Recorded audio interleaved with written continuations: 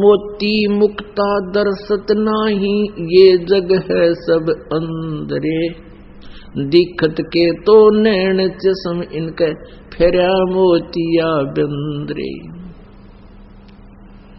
मन माणिक लहर समंदरे, मोर जीवा नग सीप न सायर, वो निर्मल आनंद कंदरे।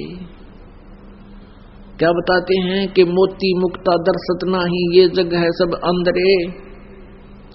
और दिखत के तो नैन चश्म इनकर, फेरा मोतिया बंदरे। अब ये इनको मोक्ष मार्ग, पूर्ण मोक्ष मार्ग का ज्ञान नहीं था, तत्व ज्ञान नहीं था, अपने सदग्रंथों से भी अपरिचित नहीं थे। तो इनको उस मोक्ष रूपी मोती दिखाई नहीं देता था, ये अंधे थे। और दिखत के तो नैन चश्म, आंख तन्यों की नो दिखे, पर मोती इनका फेरा मोतिया बंदरे। ये विद्वान नजराओं थे, क्योंकि ये संस्कृत बोला करते थे और हमारे पूर्वज अशिक्षित थे। अपनी मजदूरी करके, कोई खेती करके अपने बच्चों को पाला करते थे, लेकिन आत्मा में भगवान की चाह सदा से ही रही है जीव के। उसकी पूर्ति के लिए फिर काल ने ये एजेंट छोड़ रखे हैं, ये गुरु।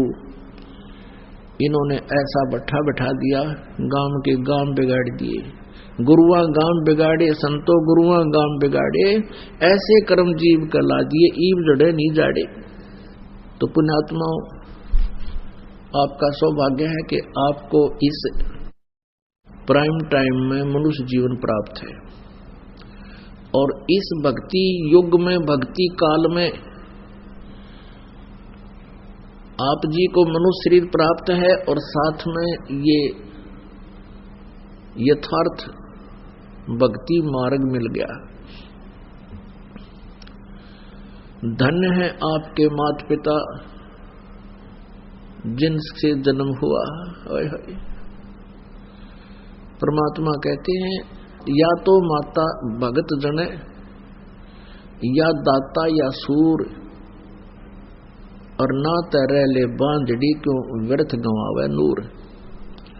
परमेश्वर कहते हैं, या तो माता भगत पैदा करे, या दानवीर हो, दानी दाता, और या सूरवीर हो। अन्यथा कहते हैं इस और ये निरे अड़ंगे पैदा करते हैं जो भक्ति से दूर हैं और सारा दिन दुनिया ने लूटे, बूंदी अच्छी बतलावें और भी किसी के नाक में दम रखें।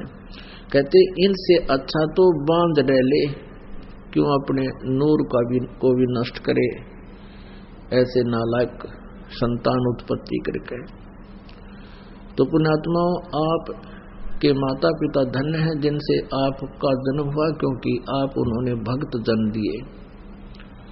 और फिर आप ही दाता हो, क्योंकि दोनों हाथों दान कर रहे हो, और दान देने से आपकी भक्ति उभरती है। धर्म तो दसके नहीं, दसके माने नाश नहीं हो धर्म का, और दसके तीनों लोक, यानी चाहे तीनों लोकों का नाश हो जावे, धर्म का नाश कभी नहीं होता।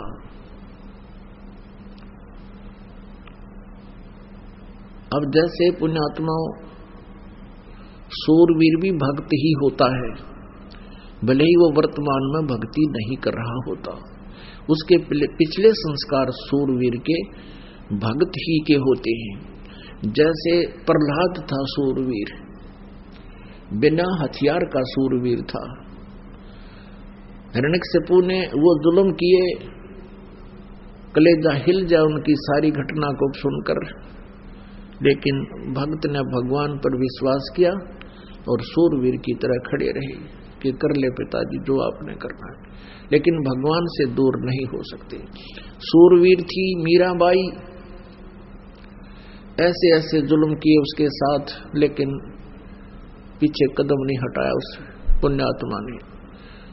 तो ऐसे ही बहुत जितने भी महापुरुष यहाँ जैसे सूरवीर थे, ईसा मसीह जी करस कर दिया कि कर दो, लेकिन जो मैं कह रहा हूं वो बात सारी सच्ची है। उन दुष्ट लोगों ने अपनी रोजी रोटी के बनाए रखने के लिए संसार को, समाज को उस महापुरुष से दूर कर दिया और अंत में उसको मृत्यु के घाट उतार दिया।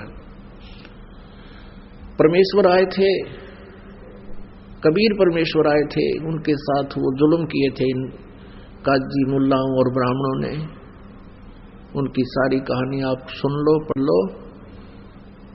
जब आपको भगवान पर विश्वास हो जाएगा, उस समय इनको पढ़ोगे तो आंखों से आंसू नहीं सूखेंगे आपके, कि हमने परमात्मा को भी नहीं बख्शा, परमात्मा के साथ भी हमने वो जुल्म किए, क्योंकि वो हमारे पिता हैं, इसलिए उन्होंने हमसे कोई दुख नहीं माना, और फिर भी वो हमारे कल्याण के लिए रह रह कराते रहते हैं, या हमारे जैसे दासों को आपके उद्धार के लिए, कल्याण के लिए भेजते रहते हैं।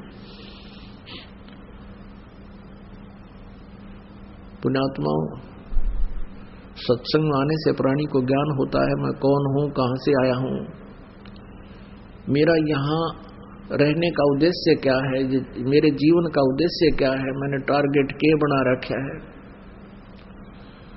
तो उसके बाद हम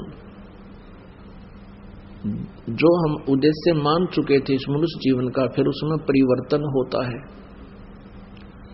हमने क्या उद्देश्य मान रखा इस जीवन का, जब तक ये तत्व ज्ञान नहीं था।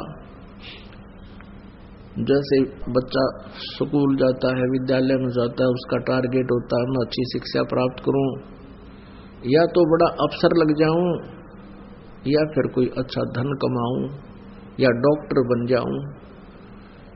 और डॉक्टर बनना या अच्छा अफसर बनना, उद्देश्य क्या होता है कि घना धन कमाऊं और बड़ी कोठी बनाऊं, फिर ब्याह करवाऊं, फिर पुत्र पुत्री प्राप्त हो जाए, संतान हो जाए, उनकी परवरिश करूं, अच्छा पढ़ाऊं लिखाऊं, फिर उनका ब्याह कर दूं और फिर वैसे मर जाऊं।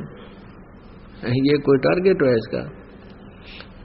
क्या हमने ये सोच रखा ये सारे काम हो भी सकते हैं हमारे? क्या पता कब टिकट कट गया। अब पुण्यात्मा, ये जीव परमात्मा के विधान से अपरिचित होकर के अपनी अटकल में घना उलझ गया। जब इसको आध्यात्मिक ज्ञान होगा, भक्ति मुक्ति के दाता सतगुरु भटकत प्राण फिरंदा, उस साहेब के हुक्म बिना नहीं तरवर पात हिलंदा। अपनात्मा, अब यहाँ कई प्रसंग करते हैं कि यदि भगवान के आदेश बिना पत्ता भी नहीं हिल सकता, तो सब कुछ उसी के आदेश से ही तो हो रहा है, फिर भक्ति की क्या आवश्यकता है, क्या फिर सत्संग में जाने की आवश्यकता है।